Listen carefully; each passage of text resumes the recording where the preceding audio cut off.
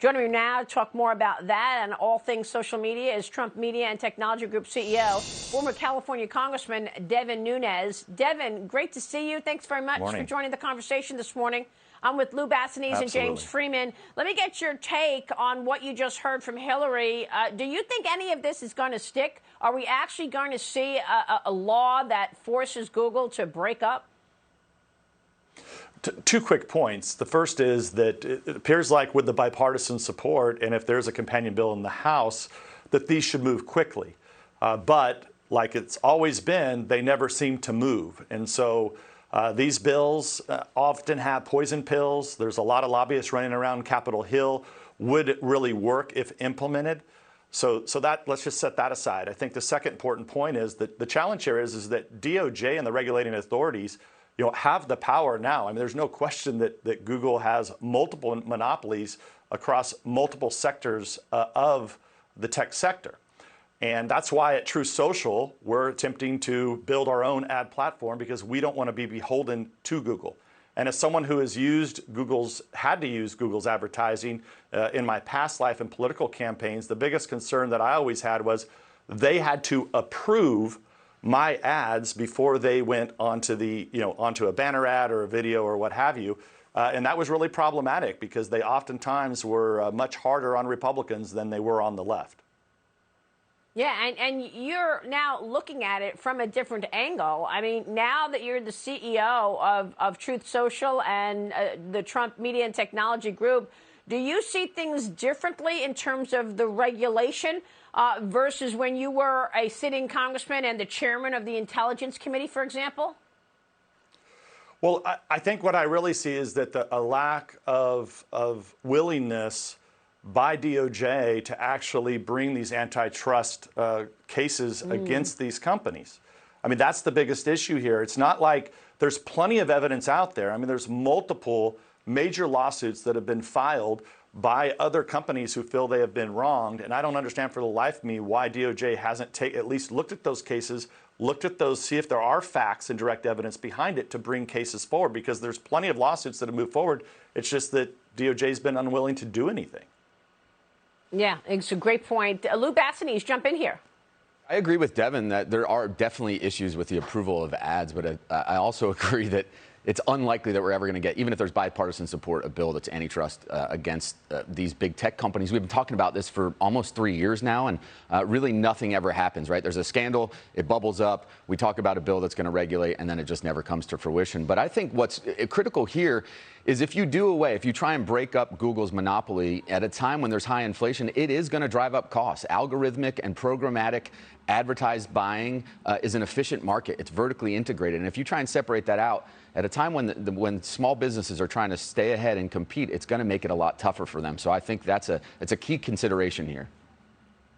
Devin, what do you say about that? And we should point out what you've done is you've tried to create competition by running Truth Social. You're trying to have the market take care of these issues rather than Big Brother and government.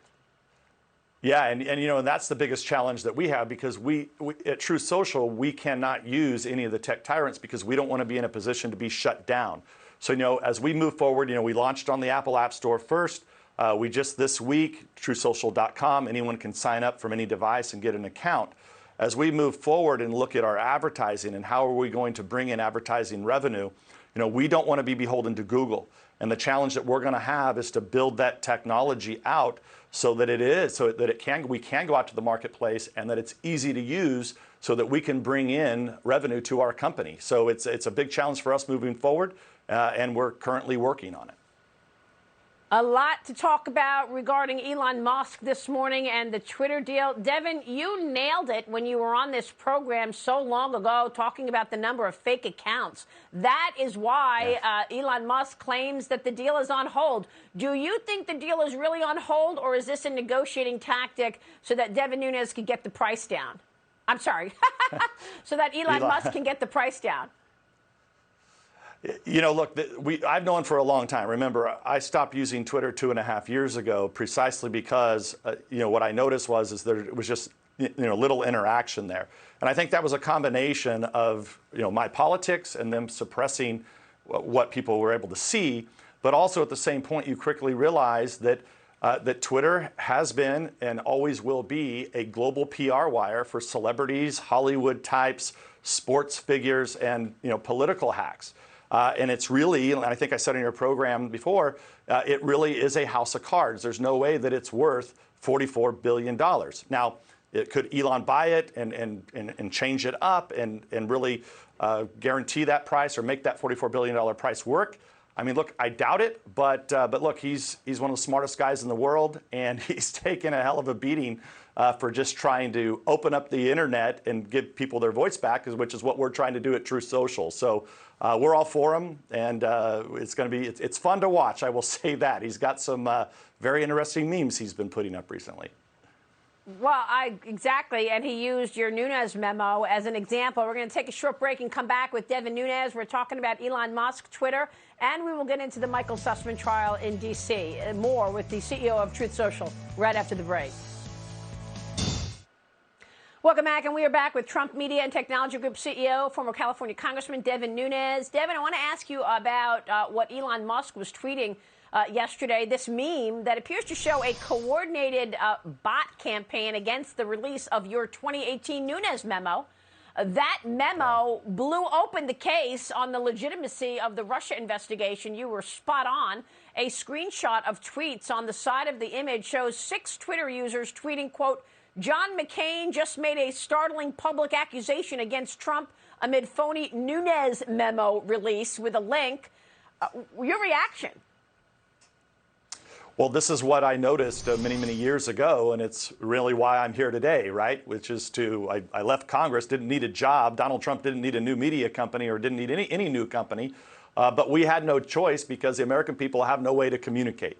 And I learned this firsthand back in those dark days of the Russia hoax, because one of the things American people, and I think your viewers really need to understand, is that 95% of the media is fake news. They're working for either some oligarch, tech oligarch. They have specific missions that they're out to do and complete. They're not like a free and open and fair press. And I think that's what you really have to look at over the last 5 or 6 years. What started out in 2015 and 16 as political dirty tricks that the media was in on to frame Donald Trump and the Republican Party. And then you fast forward, as I was getting clobbered with fake news after fake news hits, I needed social media at that time. So when we released the Nunes memo, at that time, myself, people like Trey Gowdy, John Ratcliffe, the people that were involved in that investigation, really believed when that memo came out that that was the end. It was going to end all of the nonsense because there was never any intelligence that tied Russians to Trump or to the Republican Party.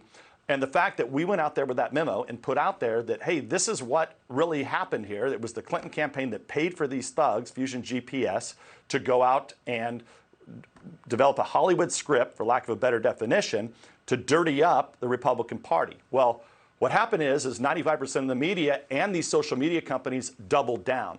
So Twitter knew damn well at the time that there was bots. I could just watch it on my phone at the time, and you could easily see that. I mean, I was getting an attack every 3 to 8 seconds that was, essentially the same thing. And so I think what Elon put up there, I don't know if those accounts are real or not. What it was is it's a small news outlet that did an immediate hit piece upon release of the memo. And then that just went viral from, some outlet that no one's ever heard of. So I think when you see that many, the same kind of message put out from a website that no one's ever heard of, I think you have to raise into question. I thought it was very creative, by the way. I like the SpaceX rocket in the meme that Elon put out yesterday. Yeah. It was quite creative. Well, listen, Devin, I know that there's a lot of fake news out there, but 95%, I mean, let's be fair. I put you and John Ratcliffe and Trey Gowdy on my show every Sunday, and I covered the Russia collusion as a lie throughout the time. And, we highlighted your Nunes memo in 2018. Yeah, so Fox Business, Fox News, You're in the 5%, Maria. Sadly, you're in the 5%. Okay. Yeah. Okay. It's horrible to say, but I think it's a real issue. It is a real issue. Twitter claims to limit the spread of misinformation now. The head of the company's safety and integrity unit, this guy Yoel Roth, announced that Twitter will now place warning labels on tweets deemed to contain misinformation and will prevent them from being amplified or recommended to users. Roth has his own history of spreading misinformation, shutting down the truth. He oversaw Twitter's decision to block the sharing of the New York Post's October 2020 report on Hunter Biden's laptop, Devin. He's also come under fire for referring to Trump officials as, quote, actual Nazis in a 2017 tweet. Yeah. I just wish Twitter would get out of the way and stop believing that it's the arbiter of truth here. Yeah, I think this is what you're seeing here, and we have to kind of look through, behind the closed doors. Is there's, Elon Musk tweets something out, then there's a reaction by the Twitter execs, and I think the odds of this coming out right now is clearly a sign to the Biden administration because they lost their disinformation board. It's a sign, it's a smoke signal to the Biden administration. Hey, we're still doing your bidding. Don't worry about us. We don't want Elon Musk. We want him kept out of this deal because they know what they have. I mean, I've said it's a global PR wire, right? That's on its best day. But what Twitter really is it's an arm to funnel propaganda from that 95% of the fake news media into people's eyeballs on these damn phones. And it's very, very dangerous.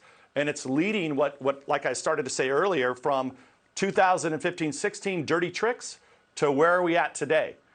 We're at Supreme Court memos being leaked out, decisions being leaked out before they've been made, with protesters at the homes of these people. So it's been a slippery slope in what is really a dark chapter of the American history that needs to be rectified, and that's why TruthSocial.com exists, right? To do just that, give people their voice back. Well, and I would argue that the Russia collusion lie divided this country so much. You can't underestimate how impactful that Hillary Clinton made-up story really was. We've got the Michael Sussman trial underway. Look, you did such a great job as chairman of the Intel Committee. FBI lawyer Michael Sussman, James Baker, on the stand. He revealed in testimony that Michael Sussman pretty much lied. That he was trying to that he was working for no one. Your thoughts on what you've learned so far?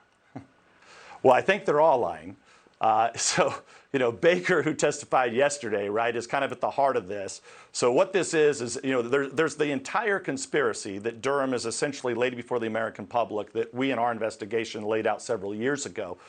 Now what's happening is that they have this one law that clearly Sussman went into the FBI and lied, and you've got Baker who said, hey, I didn't know this. I mean, I didn't know, he told me that he wasn't working on behalf of anyone. Well, that was clearly a lie. But I think what Baker and these cats are doing at the same time is they're trying to get out of their own trouble and their own mess that they're in, because we now know that numerous documents that Durham has now found existed. They were not provided to Congress. So at a minimum here, why did that happen? We were misled. We were lied to. Now, the statute of limitations has expired, except unless he can prove a conspiracy case. And so I don't believe that Sussman would be pleading guilty here, except that he's in Washington, D.C., where you have 95% of the people who didn't vote for Donald Trump. And I think if he was in any other state, he definitely would be pleading guilty. And I think that's moving forward here when you have, Baker is such an incestuous relationship here. Baker then ends up where? He leaves the FBI and he ends up where? Twitter. He's one of the top lawyers at Twitter. So now he's probably in the middle of battling Elon Musk and everything that's going on that we see out there. So it's quite incestuous relationships here. It's unbelievable that he's at Twitter now. But the FBI bigwigs aided the plot, didn't they? Because I'm just really, I'm not buying it that it's all Michael Sussman's fault. I mean, come on. Aided. He tells the FBI. Maria, they didn't. Yeah. They didn't aid. They were in on it. I mean, look, it's impossible that they weren't in on it. We know that from the spring, early spring, late winter of 2016, Obama, the Biden administration, they're all briefed on this. What the hell were they briefed on? There was nothing. There was no intelligence. The only thing they had was what? The dossiers, it wasn't even the Steele dossiers at the time. It was what we call the proto-dossiers. It was stuff that was supposedly tied Trump to Russian oligarchs or something. That's what we had in the spring, winter, the Obama administration had of 16. So what the hell was the FBI investigating? They had nothing. And then you fast forward, it's Peter Strzok, one of the lovebirds, who, by the way, the judge in the Sussman case, his wife is the lawyer for one of the lovebirds, right? So this goes round and round and round in circles here. And I think that Durham is just is going to have a tough time to try to bring a conspiracy case. And I think that's what he's trying to do. And at a minimum, he'll explain it all to the American people. So we're starting to see that direct, clear evidence that we've always wanted to see. Wait a second. Are you saying the wife of the judge presiding, his wife, is representing either Peter Strzok or Lisa Page, the lovebirds? As I understand it, it's Lisa Page, right? And don't forget, there's also a juror. One of the jurors' kids was out, I think, on a row team or was rowing with one of Sussman's kids. So it's quite amazing the stuff that's going on here. Wow, that is huge. He's got to recuse himself. Devin, we need to talk more about this. We'll continue the conversation. We appreciate you joining me this morning. Thank you, Devin.